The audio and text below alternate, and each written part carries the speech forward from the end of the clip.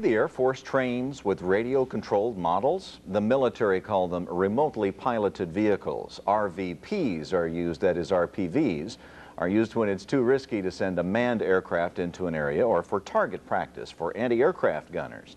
Well, News Center 3's Kim Stamps joins us to explain how RPVs work. Are they dangerous? Well, the Academy of Model Aeronautics thinks so. Really? In fact, to operate a model, you must be licensed by the AMA. At first glance, it's hard to tell that the Blue Super Sportster is a model plane, but this propellered aircraft is made of balsa wood and covered in plastic. It can turn 10,000 RPMs and reaches up to 100 miles per hour. AMA has over close to 200,000 members involved now, and it's growing by 15% a year. Even so that the FCC had to allocate some more frequencies to allow for the increased amount of flyers. So it's a growing sport. Tech Sergeant Ronald Delain has spent over $1,000 on models in the last 3 years, but he flies 3 times a week. Delain says it's a serious sport.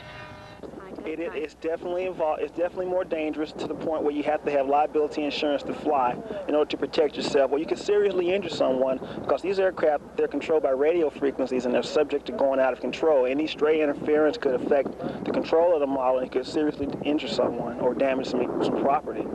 Most models take up to 100 hours to build. The radio-controlled craft are monitored on this field box. It works like a real aircraft. The right stick controls the elevator and aileron, the left the rudder and throttle.